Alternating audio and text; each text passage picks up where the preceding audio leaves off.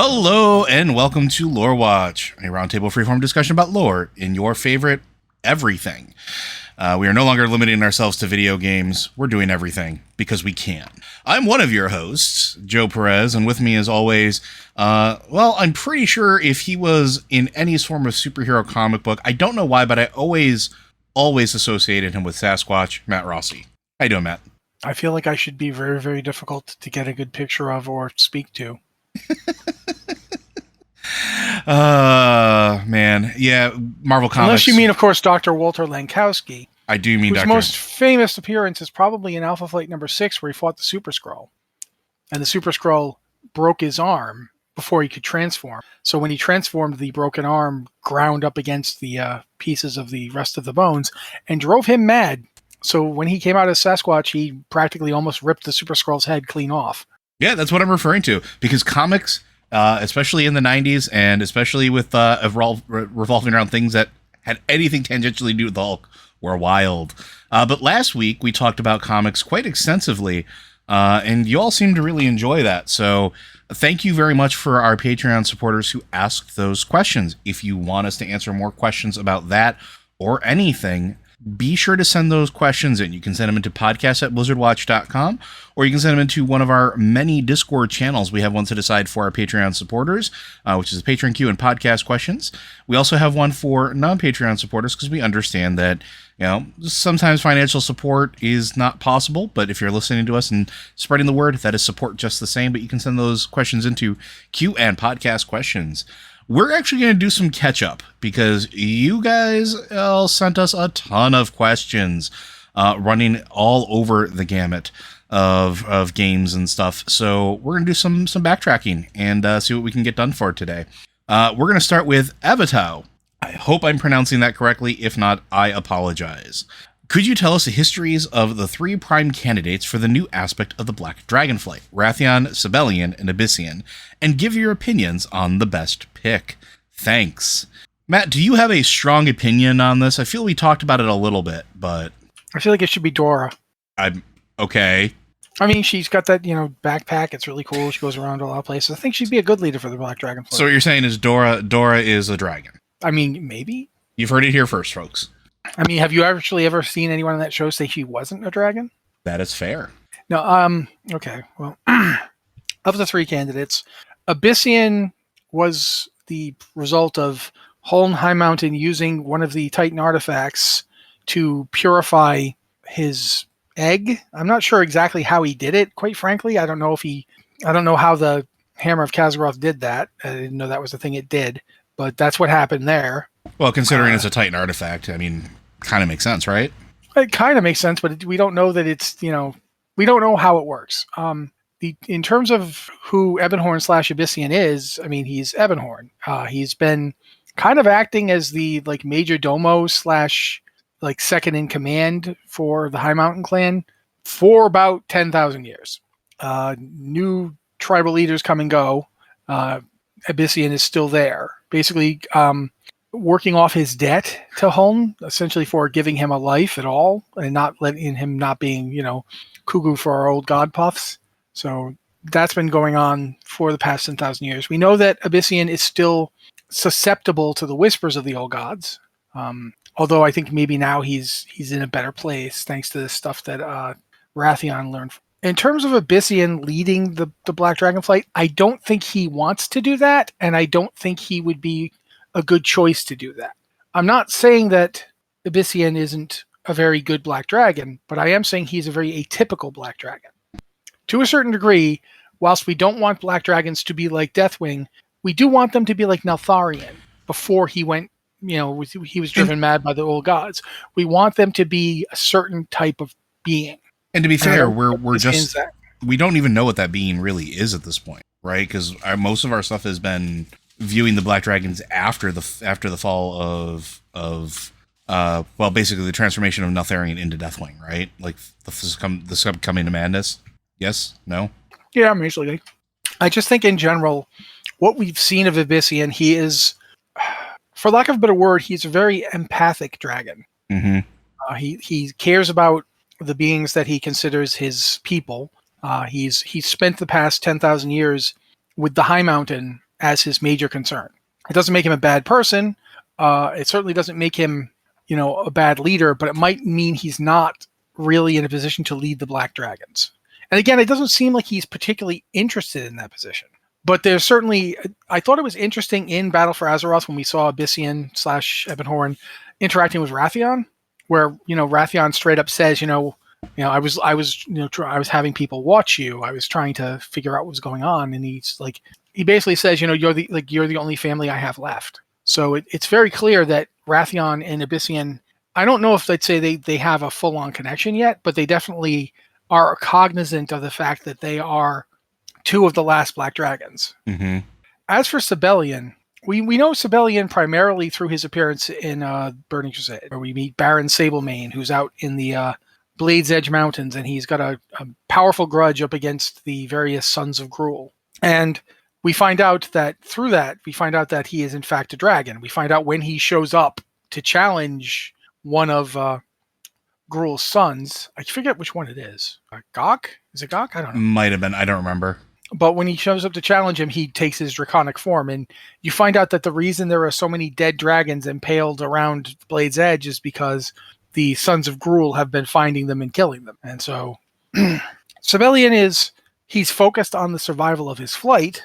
That's clear enough. But he does not seem particularly interested in going back to Azeroth. I've seen, keep in mind it's been years, but there's been no sign that Sibelian intends to go back. So if he doesn't go back, he really can't lead the Black Dragonflight. That being said, maybe he will go back. Maybe the problem there is that Abyssian was purified, and he still hears the whispers. It wasn't until Wrathion basically said, "Look, yeah, I found out that we can block them out doing this," that he could safely leave High Mountain. When he tried leaving High Mountain to help with the Heart of Azeroth, he got jumped almost immediately by the old gods, and it was Wrathion who helped secure him from that. Sibelian has never been purified. Sibelian seems to have been a child of after Deathwing went mad. If he's not from after, then he grew up with Deathwing as Deathwing. Over the past 10,000 years, that's the Dragonflight as he knew it. Yeah, we actually don't know which one of the consorts was his mother either. Like they never really state that. Well, he killed all of them but one. We know the one that he didn't kill seems like a good possibility, but it's possible that if he was sired before Deathwing began splitting open and becoming lava, which is what killed his other consorts. Deathwing, for all his madness, Deathwing did not try to kill them. He just kept trying to mate with them, even though he was like literally molten lava now. We know that Onyxia, Nefarian, and Nyxandra are considered half-siblings to him. Yeah, they are, and to each other, for that matter. Mm-hmm. So we don't know who the mother of Nefarian and Onyxia, or for that matter, the mother of Nyxandra is, or much less Sibelian. We don't know their mother. But we know that Sibelian is likely the most susceptible to the old gods, which I don't think would be acceptable to, even if the Black Dragonflight was willing to accept that, nobody else would. Mm-hmm.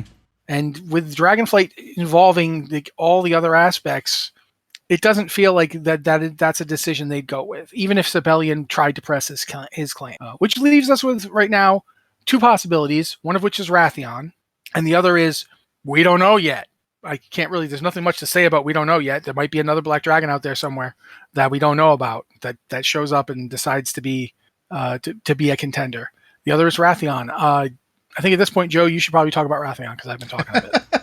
Wrathion is also like the culmination of our tampering with Titanic purification into what was considered the last viable Black Dragon egg, sacrificing a lot to actually make sure that Wrathion was this pure strain of Black Dragon. As a result, he has all of the genetic and ancestral memory that dragons have when they awaken, but is still very much... he's been an adolescent for a while. And even when we encounter him now, he's still very young by dragon standards. His growth was accelerated. And when we first met him, he was transforming into a whelp. Now he is definitely a young dragon when he transforms. He stood with us as we fought against the old god N'Zoth, Actually, he was instrumental in driving the emptied blade of Xalatath into the carapace of N'Zoth, causing the Fury to spawn and N'Zoth to be at least somewhat vulnerable for us to do what we needed to do. His heart, I think, is in the right place, but the problem is he's extraordinarily inexperienced and also very much a scheming Black Dragon. I'm trying to think of how else to really phrase it besides that. His involvement in the various tinkerings of Azeroth has led us to, one, the Iron Horde, and dealing with that and the fallout from that. Without Wrathion, we wouldn't have the Magar Orcs. Without Wrathion, we would not have gone to Draenor in the first place. That is a whole thing that occurred and happened. A lot of the stuff that occurred with the war between the Alliance and the Horde right around like Pandaria is a result or has meddling from him in it, including him kind of hanging out with Anduin for a long period of time when nobody knew where Anduin was. We know that he has a spy network. He's had a spy network for a very, very long time. We don't know what the end goal of that ever was, but we were introduced to it. We know that he's got agents in a lot of different places. So as far as him leading the Black Dragons, my take on it is this, and this is sort of like to kind of lump everything back all together. I think he's the natural choice, and here's why. I think that he has the most legitimate claim. He is the one teaching others how to withstand the whisperings of the old gods. And I think there is something that Matt mentioned earlier that I've been thinking about for a while is, while they were guardians of the deep place, I'm wondering if empathy was sort of one of the things that they were just sort of in tune with as one of their domains that nobody talks about. Because they are, like, Abyssian is very sensitive to sort of the folks around him, and I'm wondering if the Black Dragons in their original habitat were like that before the fall, before Deathwing replaced Neltharion, as far as personalities go. But I don't think he would lead alone, and I don't think he should lead alone because he is very inexperienced. I actually think that it should be Wrathion in a form of leadership with Abyssian advising him. Abyssian has been around for a very, very long time and has a completely different view on the world that Wrathion lacks. Even though he's been in High Mountain for, thousands of years and is just now seeing the world, being with the High Mountain Tauren and their society, I think gave him an opportunity to learn more about interacting with, in particular, the mortal races than any other dragon, really. Because if you think about it, what other dragon has spent positive time with the mortal races for that extended period of time besides the Green Dragonflight? I don't think any of them, really, right? Aside from, observing them, but not really being involved with them. So, for me... Not the bronze, that's for sure. Definitely not the bronze. The red... They were forced into a relationship with the orcs at a horrible time. And that is not exactly... Before that, that's fairly recent. Sure. Before that, the Red have a relatively long history of working alongside and with mortal races. But you're correct in that the most recent interaction wasn't that great. Yeah. So that would be my bet. As Sibelian, I think, is completely out of the picture. Because I think Matt is correct. I don't think that Sibelian would be in a place, one, to not lead in the example that his father set before him. And you even see that when you go to deal with them. And while SI7 and Matthias Shaw in particular says that Sibelian is not an immediate threat to us, that doesn't mean that he wouldn't be if he were to come back. We don't know what that would be. We don't know what he was told was the ultimate game plan, but he's fine in Outland right now. He's fine over there doing whatever he's doing with that area. He can continue his war with the Gron. But I think a combination of Wrathion and Abyssian would be the most logical choice. Wrathion as the aspect, perhaps, as the most legitimate claim and direct lineage and the most quote-unquote pure, with the ability to withstand the calling of the old gods, and Abyssian advising him on nature of humanity, essentially. That's where my money would be. And I think there might be...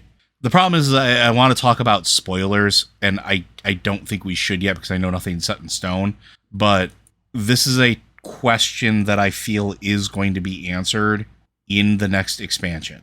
And I think that we are not far away from that. Would you agree, Matt? Yes.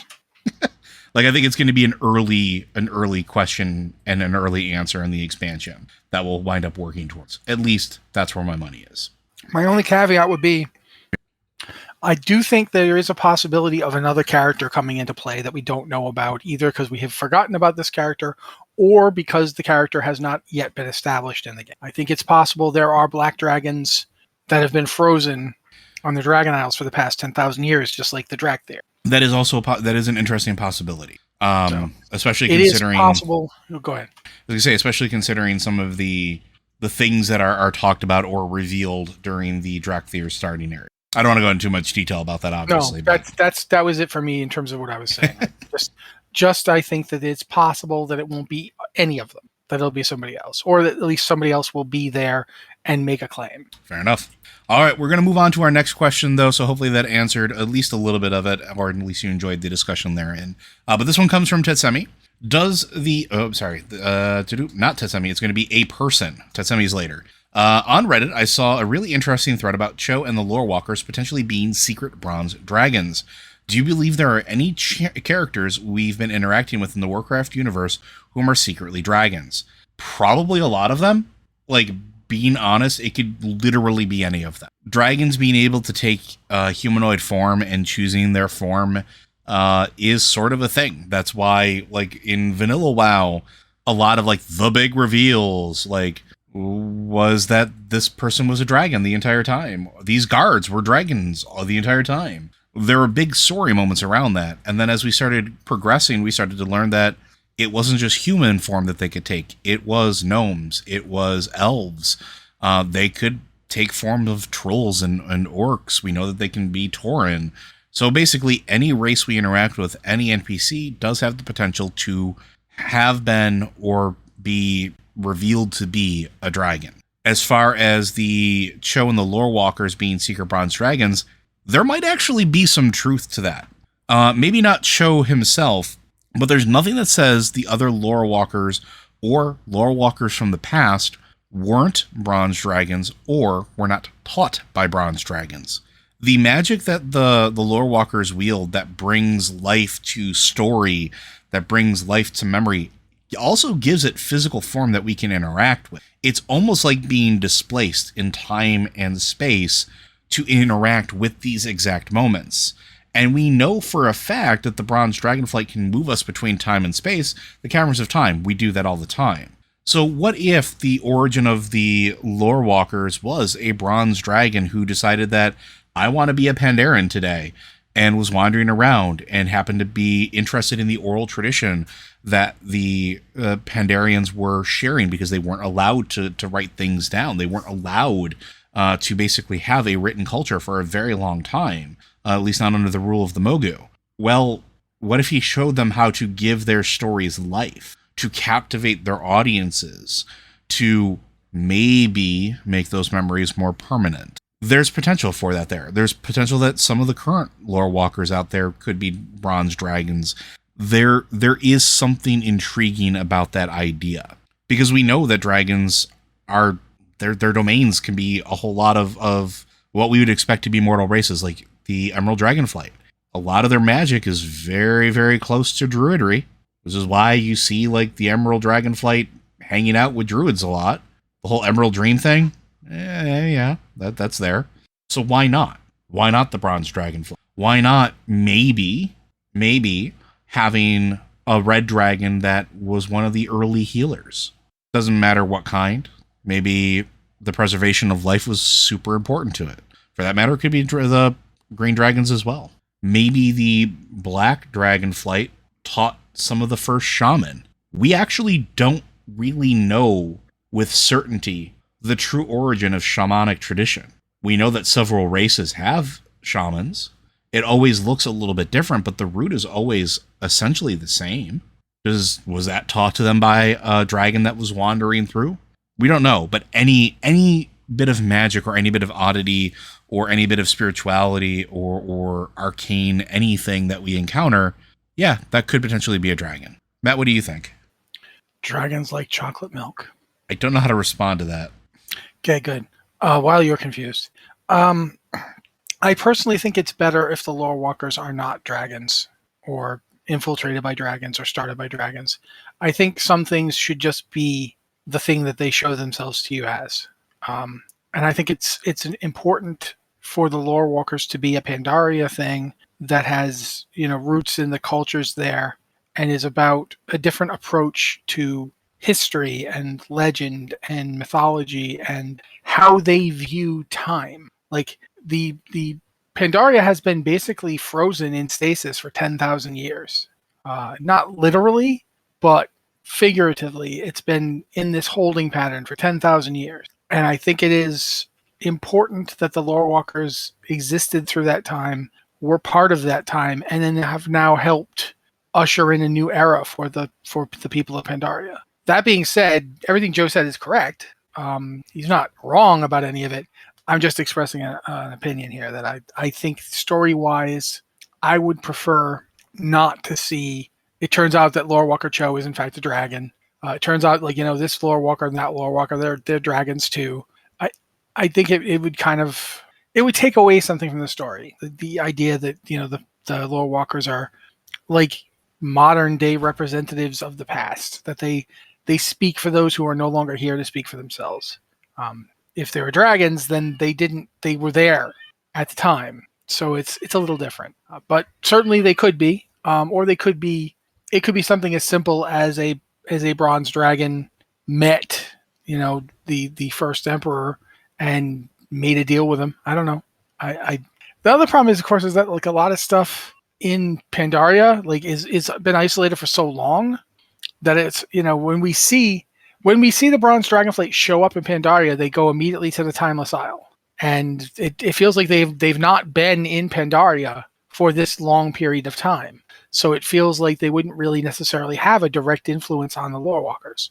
But that could change. They could always decide that they did. I just personally think I'd rather they not.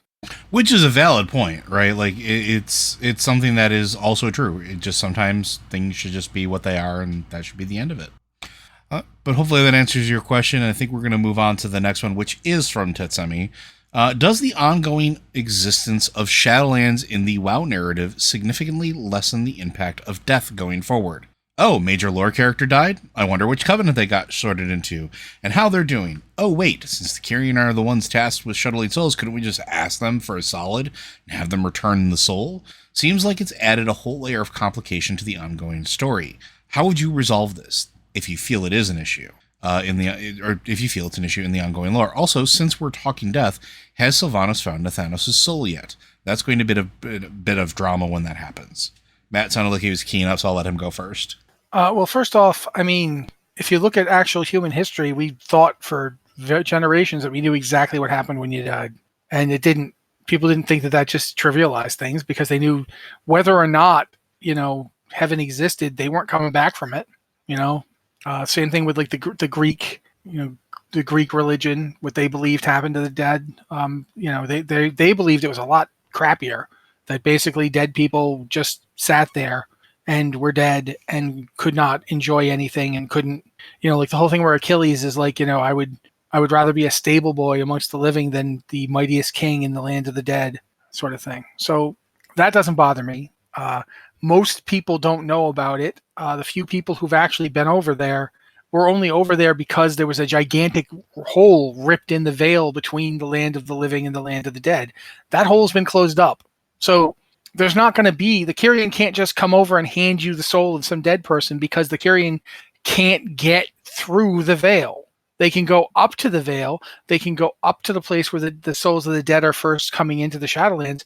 They can't go beyond it. That's the thing about the Valkyr, and we already knew about the Valkyr. The Valkyr can go into the misty borderland just at the edge of the veil. Basically, the Valkyr don't just go through into the Shadowlands, and the Kyrian don't come forth from the Shadowlands. And we've seen that before the hole was ripped by destroying the Helm of Domination, only beings like the Lich King had the ability to really go back and forth at all. And even the Lich King was basically using the Helm of Domination to do it, which doesn't exist anymore. I don't know what the Helm of Wills does. Quite frankly, I have no idea what its powers are. I know it's supposedly more powerful than the Helm of Domination was, but I don't know what it does. I don't think any of us do. Yeah, so knowing about the Shadowlands shouldn't have much more impact on the lives of the people in Azeroth than knowing about Hades had on the people of ancient Greece, or knowing about, Valhalla had on the people of Norway. They knew these places. They knew this, that whether or not we consider them correct, obviously we don't. But to them, in their lives, they knew what happened when you died. They had a roadmap to it. They knew exactly. Oh, Higabar died. Well, how did he die? Oh, he murdered like 17 dudes in a brawl, and the 18th managed to shank him at the end. Oh, he died fighting. That's great. He'll be up in the Valhalla. The choosers of the slain will have brought him to Odin, and that's it. Nobody was like, well, we need him back. It's really hard here, and we need to get, he's a good fighter. Let's go ask for, and there were even myths about people who did that kind of thing. And it very rarely worked out. Like Orpheus trying to get back Eurydice, he didn't, he went down there and, Hades was like, well, you know what? Yeah, you can have her back as long as you don't turn around and look at her at any point in time until you're up there. And of course, he turned around and looked at her and she didn't get to come back. That's the myths and legends accounted for those kind of things. In the case of Azeroth, this is a real thing that we know is part of the world, but the people of human societies also knew that it was a real thing that was part of the world, whether or not they were right. So I don't think it's necessarily going to have that big an impact, but even if you think it will, the fact remains it's as easy as saying, well, now that the veil is sealed, you can't just go through it. Like, remember, the Shadowlands were never a place we were intended to visit. No, and like the fact that we got there at all is, not great. Like, I mean, It is and isn't, right? But you're right. We were never supposed to go there. I don't know. Like, I'm on the fence about this. I don't think it changes the narrative about death. I think it changes some of the knowledge, because also it depends on who knows about it too, right? Because think about the story of Shadowlands. It wasn't armies of people going, right? It wasn't a ton of military presence, which, conscripted farmers or common citizens that were taking up arms and militia that were going through to the Shadowlands. It was heroes. It was people that were considered maw walkers or capable of withstanding it, and some select NPCs, right? Like, even the NPCs that go through, it's not Velen, it's not, not our favorite wolf boy, it's Thrall and Bane, and it's, Kalia, and a handful of them. They don't have to tell everybody what happened. They don't have to tell everybody that there's something beyond death. And in fact, it might behoove them not to, especially in the case of, Anduin. Oh, we're glad to see you're back, sir. Where were you? Oh, I kind of did this whole thing where I tried to help take over the land of death and recreate reality. How was your weekend? Like, it's not exactly something that I think they're going to be keen to talk about, especially when you talk about characters like Bane and like Anduin, who went through extreme trauma while they were there. Like, it's not something I think they would generally openly talk about. And nothing says your character will talk about it either. And even if we did, kind of Shadowlands has an answer built in for that beyond just the veil, right? It's an infinite reality of death. Again, go to the Arbiter's Chamber and just look out. Look at how many doors are there. Look at the millions they reference this in the ending chapters of Zereth Mortis, that like the engine of the afterlives makes an infinite number of afterlives, some of them specifically for individuals, presumably. We actually even now still don't know where everybody is. Like, where's Sarfang? We haven't seen him. We maybe have an idea, possibly, but we don't have confirmation. We don't know if he's in his own afterlife. We don't know if he's in his own peaceful forever existence. Where's Thrall's father? We don't know.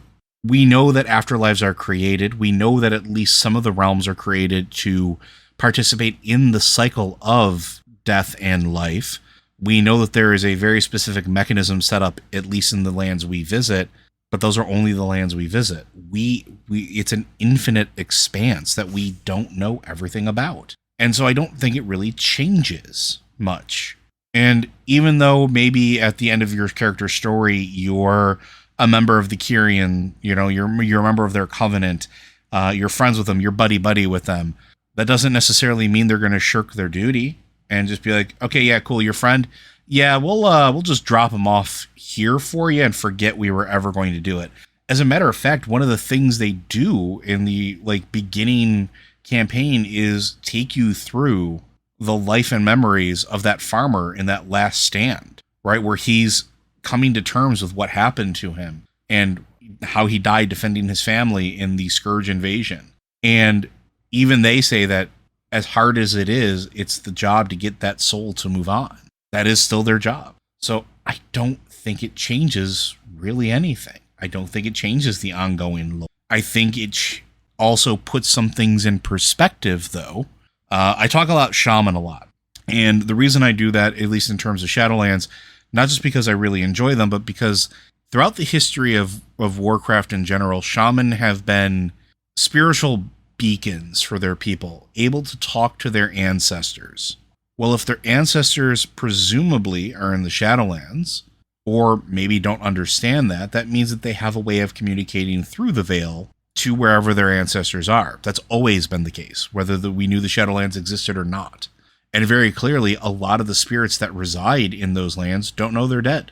They don't know that they're in the Shadowlands. They don't know that they're in the afterlife. And even if they do, if I'm talking to my ancestor is describing to me an endless field of golden wheat that they tend to, which was their happy place when they were alive, what they always wanted to do, but yet, now they have it.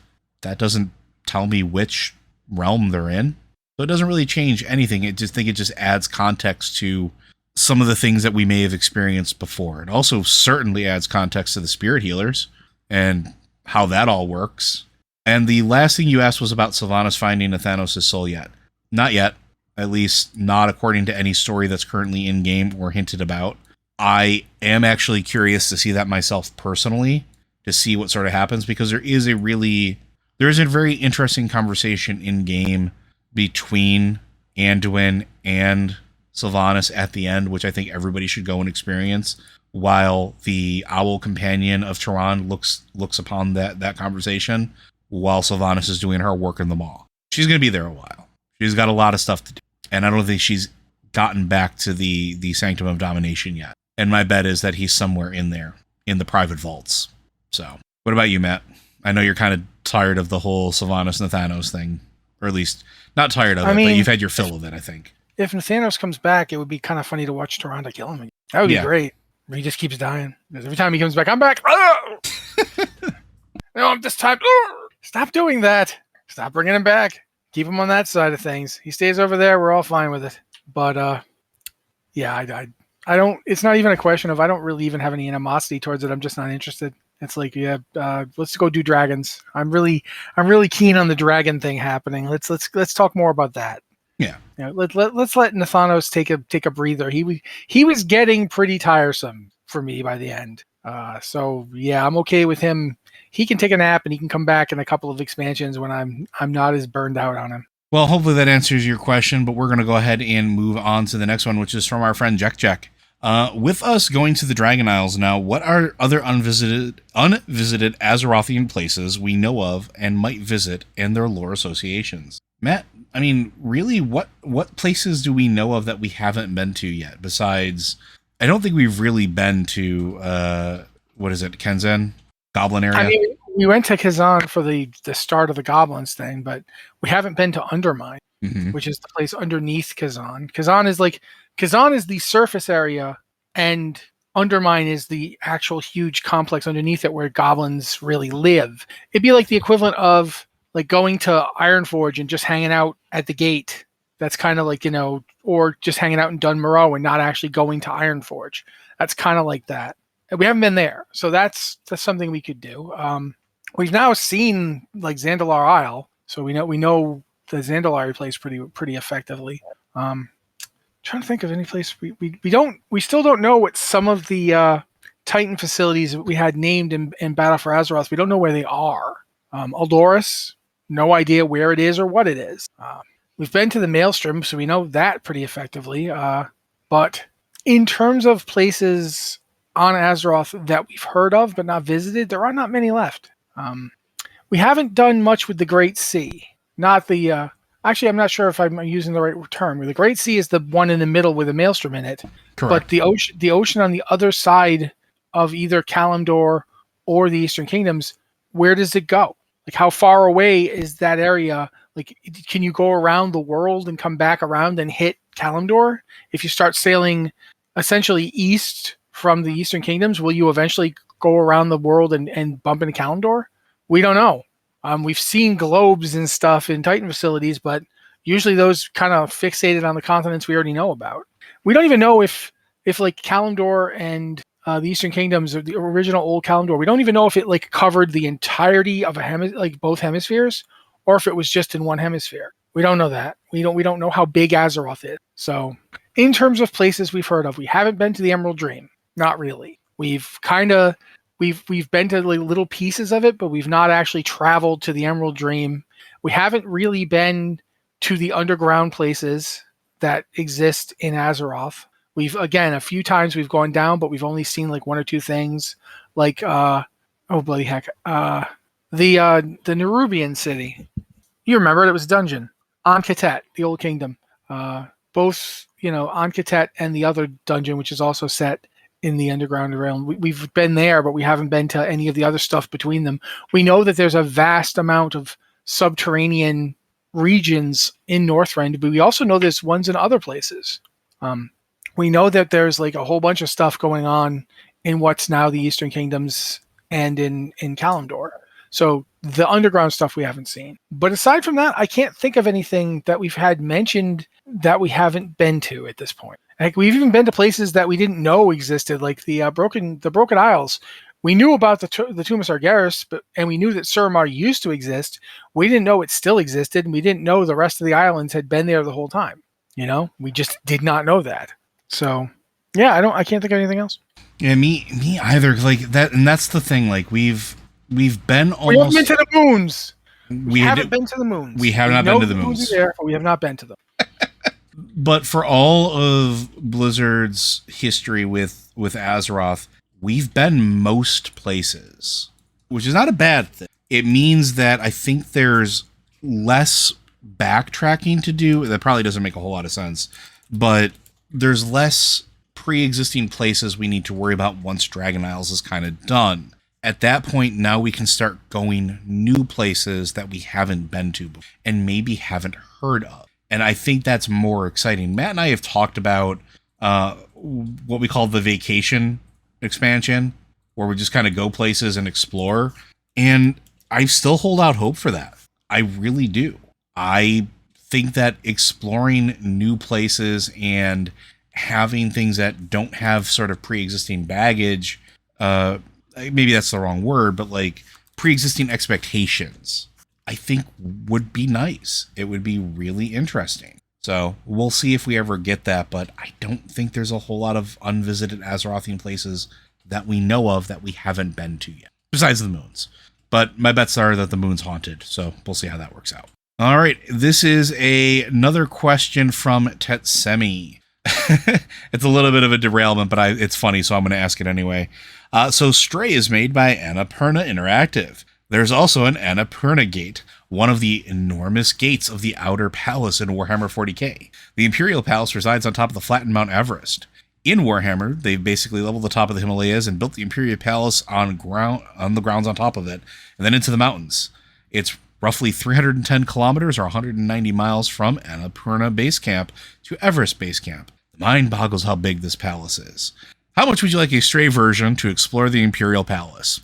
So, funny you should mention that, because there are already people out there modding Stray in a lot of very strange ways, and one of them is a 40k mod.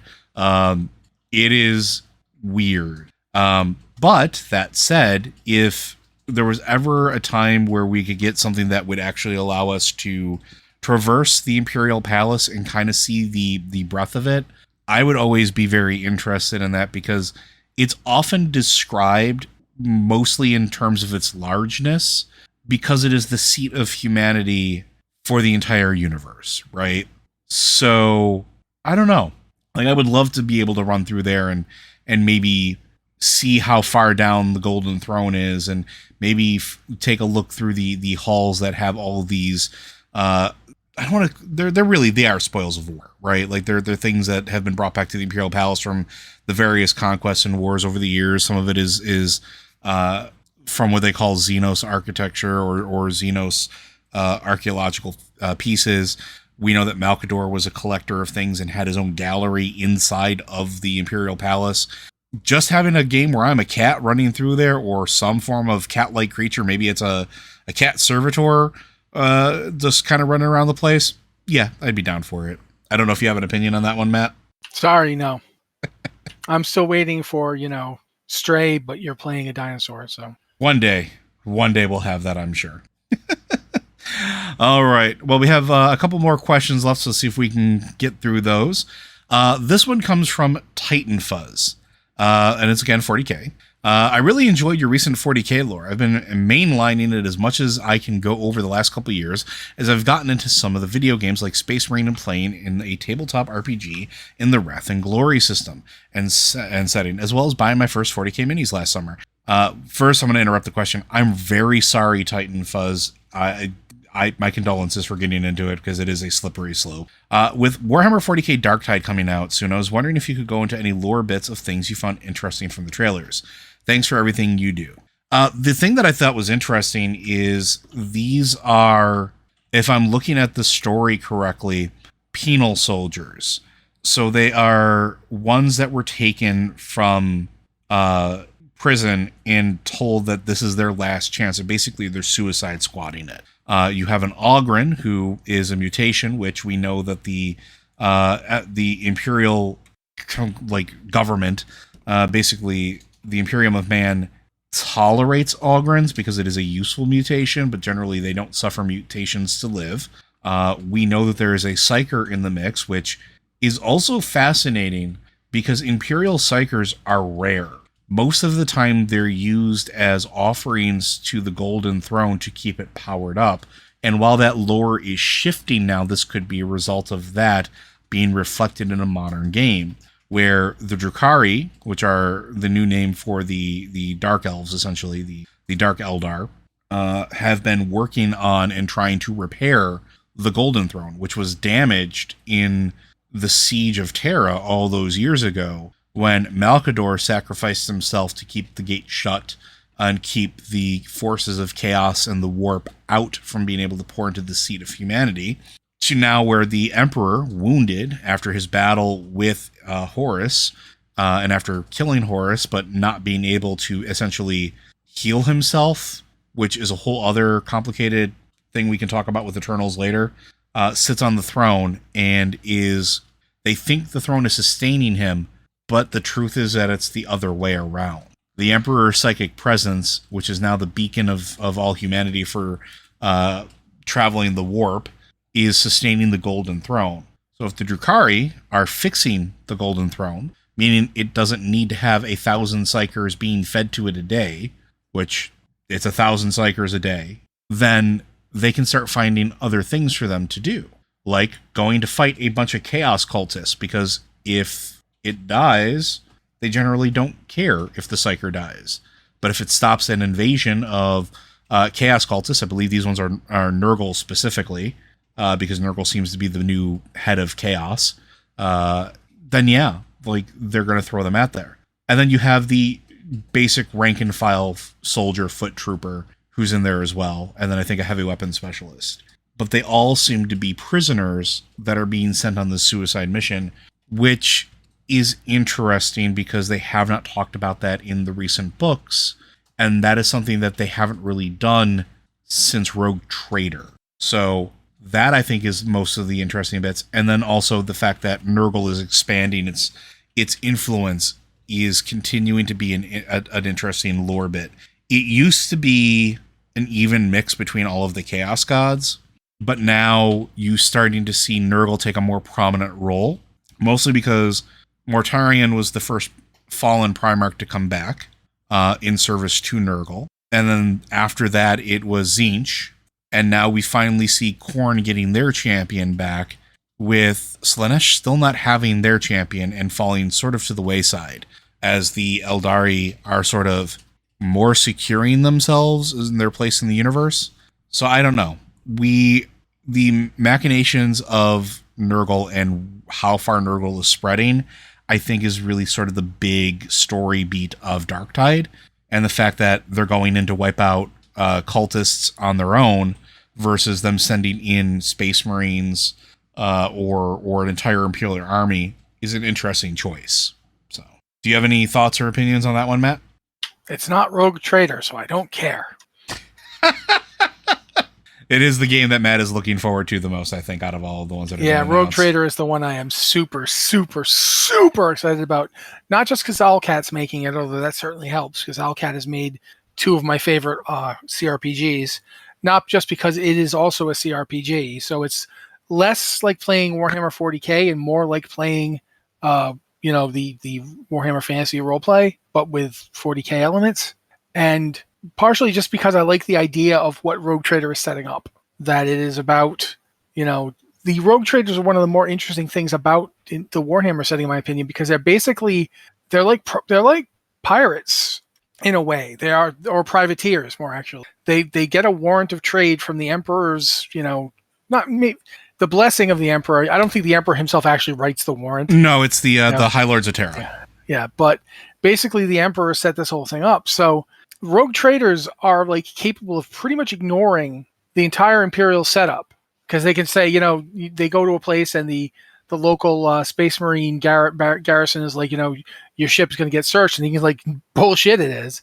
No, it isn't. I have a warrant of trade right here. You're not doing anything to me. And it is interesting because in a society as repressive as the Imperium is, the Rogue Traders are kind of like a necessary steam valve. They serve as, this is a means by which you can get outside of that hierarchy. And it serves a purpose for the Imperium as well, because it expands humanity's role in the cosmos. So I really like the idea. So, but that's not to say Darktide doesn't look interesting. I was just looking up about it because, quite frankly, I had not heard about it. Just hadn't heard about it. And I was looking out. It was supposed to be out by now, but it's not coming out till November now. Yeah, they postponed it, which I think was a smart call, but that's a whole other topic. Almost always is a good idea.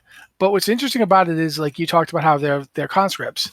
They're, prison soldiers. I think you called them a word that sounds very much like another word, so I'm not going to use that word. Penal soldiers, but yes. Yeah. It sounds very much like you're saying something else. Yes. So I just like that. I like that idea of getting to see, like, the how do I explain this? Basically, it's the world of Warhammer 40k is so dystopian that other dystopias look like paradises in comparison. Like, it is extremely repressive. Whole planets are basically turned into, like, dumps or twisted up nowhere places. It is, and the wars that they fight are like, planet shattering. Like, there's a lot of horrible things going on. And Joe talked about chaos and chaos's roles. There's just a lot to it. And I think for me, the Rogue Trader is more of what I'm interested in, but Darktide has that idea of, like, there's people like the, I can't remember the name of the ogre kind of like people, the Ogren. Giant Ogren.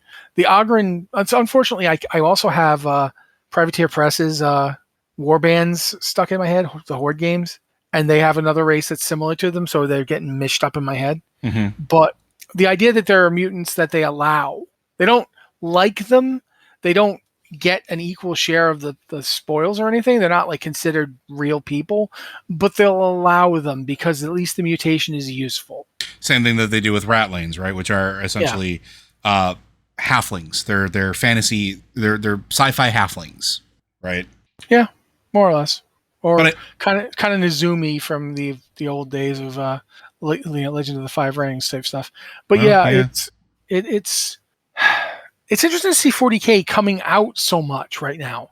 There's a lot of 40k happening, a lot of different games. It's just interesting to see them all sort of dovetailing to right now. Rogue Trader won't be till next year at the earliest. I would, in fact, not expect it for 20. We can talk about that more on Tuesday, but I think you're right, though. I think it's going to be an interesting insight into the current mindset and politics of the universe. Because one thing I'm going to say is, for a very long time, the Warhammer universe was very stagnant. The story didn't move. There was no new anything. There was no new events. And anything new that was introduced was a historical event that had been uncovered, right? Like the Badab War or things like that. These were things that weren't currently happening, but had already previously happened. Now we're actually starting to get things like the fall of Cadia and like moving the story forward, which interestingly enough is starting to move towards what back in the early days of Warhammer being more than just Rogue Trader, there was always this sort of mimicry of the Norse mythology with it. And it was always moving towards a Ragnarok-like universal extinction event. It was a really cool idea that they never did anything with, and now it seems like they're finally starting to move closer towards it. And I bring this up because the idea of Nurgle being a prominent now, and Nurgle being the one that brought back the first of the fallen Primarchs, is kind of important, and will likely play a role in this, as it is Nurgle cultists that you are going to deal with. But again, not the only one. Tzeentch's champion, Magnus the Red, is back and active and fighting. And now we have the Red Angel themselves, the original Primarch, and for whatever reason my brain is blanking, of the World Eaters, is back in his demonic form. There's only one more champion left to bring forth, and that's Thulgrin. And whether or not they do that is that dictates whether or not it kicks off Ragnarok. Because that was one of the interesting things of the story, is when all four of the champions of chaos are back, that's when things start to go to even more grimdark than they already are. And so seeing how the story's advancing, even through Darktide, I think plays a part of that. I don't think there's anything else to add to that one. And I think we have a couple minutes left, so I'm going to try to answer this last question here because I think it's great. And I already think I know what Matt's answer is, but I'm going to ask it. This one comes from Tolkien BG. What's your favorite Magic the Gathering plane? Ravnica is a perennial favorite, as well as Innistrad. Kaladesh gets me because I love Middle Eastern steampunk look of the plane. Matt, what's your favorite plane of Magic the Gathering? It's probably Theros. Yeah. Yeah, I don't think I'm doing anything really surprising here by saying that. I liked I had all the plane ship ones, and I liked Zendikar. I thought Zendikar was really cool. I see, keep in mind, I have never played Magic the Gathering. Everything I know about Magic the Gathering is from other things that tie into it, but are not Magic the Gathering card decks or anything, because I've literally never played it. And it's not out of any great animus. I don't have I'm not sitting here going, Magic, so I don't want to. I literally just haven't. I think at the time Magic was getting big, I didn't have the money to get into it. And I was very much I didn't. A lot of my history with the hobby is getting books and reading them and never getting to play them because there weren't enough people around who wanted to play anything that wasn't Dungeons and Dragons. So for instance, I had the very original Shadowrun book, the blue cover one. Mm-hmm. I had that when it when it came out, but I never got to play it. I never got to play it until I think 3rd or 4th edition. And the same with Magic. It's just the barrier to entry was A, money, and B, I didn't know anybody who played it. So at the time, to play the game, instead of just collecting the cards, I would have had to go to Boston because there wasn't much in Rhode Island about it. And I mean, that changed after a few years, but by then it had kind of passed me by and I'd moved into different kind of stuff. So what I know about the Magic planes is stuff I've read. Like the Zendikar plane shift book, I really liked. I thought it was cool. I liked the kind of the jungle, the wild, completely untamed place. And I like Theros because I like Greek mythology. And Theros is very much, it's kind of like alternative fantasy Greek. It's like most D&D type games, most fantasy is based on that, Western European, Tolkienian inspired stuff. I liked the idea of fantasy that is based on the mythology of Greece instead. It just felt cool. It's not exactly the same as Greek mythology, but it has that same kind of feeling. For much the similar reason that I enjoyed other attempts at that kind of thing too. But yeah, I guess I would really have to go with Theros. That's exactly what I expected.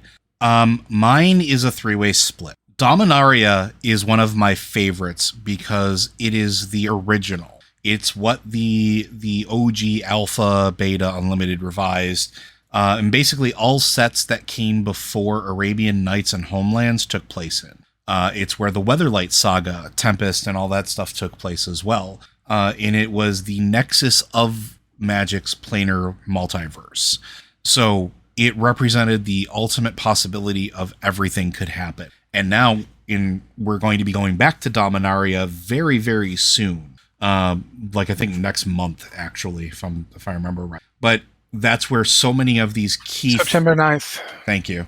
It's where so many of the key NPCs or characters come from. Urza is from Dominaria. Karn, Urza's creation, is from there. Nicol Bolas, the primal dragon that conquered everything almost, and his brother Ugin are from there. Avenser's from there. You have Jared Carthalion is from there. And some of these names may not mean stuff to people, but like these are important in the novels and a lot of the stuff that came out later. Teferi, Tevesh Sazat, Windgrace, Jeska, Liliana Vess. Like these are all huge characters in the story that unfolds. They're all from Dominaria. The other one that holds a very special place in my heart is Kamigawa. Kamigawa was, at its time, looking back on it, problematic is a word for it because it was definitely a lot of cultural appropriation.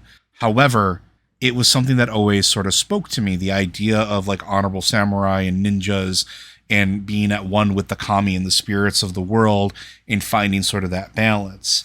It was recently revisited in a neon cyberpunk version of it, which advanced the story several hundreds of years into the future.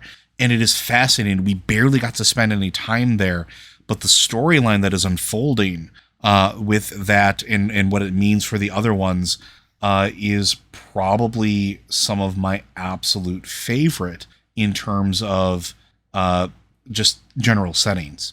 But what probably is my number one is actually Strixhaven. I actually love it, not just because it's a D&D setting as well, but because it is the current representation of what Dominaria was.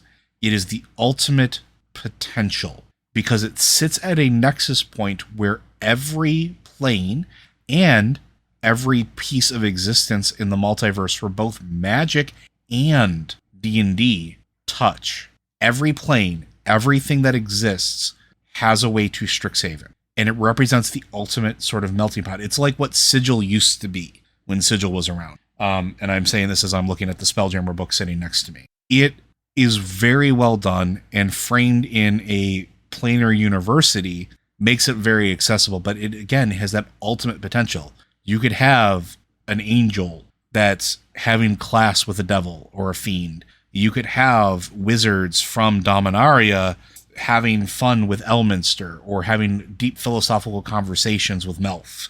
Like, these are all things that could happen. So Strixhaven for me is probably my number one, just in terms of, one, being a fantastic story setup, and two, the fact that Liliana Voss was apparently a teacher there for a while, which that's weird, but also kind of neat. But it's ultimate potential.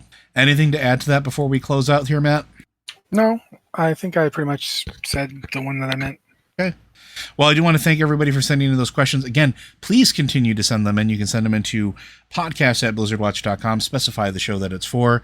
You can also hit us up on our Discord server for patron Q and podcast questions.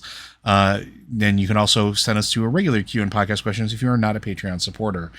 Blizzard Watch is made possible due to your generous contributions at patreon.com/BlizzardWatch. Your continued support means this podcast site and community is able to thrive and grow. Blizzard Watch supporters enjoy exclusive benefits like early access to our podcasts, a better chance at having your question answered on our podcast for the queue, and an ads-free site experience. And as one last reminder, all of us at Blizzard Watch continue to stand with the employees of Activision Blizzard, the game industry at large, and basically everywhere, because it's the right thing to do, as they work to unionize and make sure that we have safe work environments, fair treatment, and fair pay. But thank you very much, folks. We'll see you next week.